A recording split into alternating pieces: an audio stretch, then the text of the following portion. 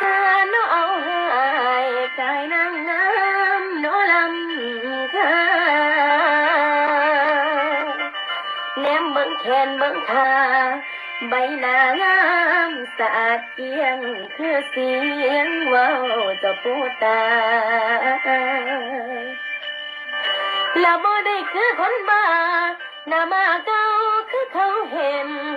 เออเอ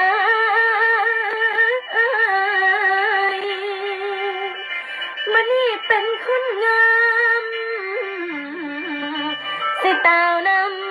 ำปิ่นทองอายสิตาวนำ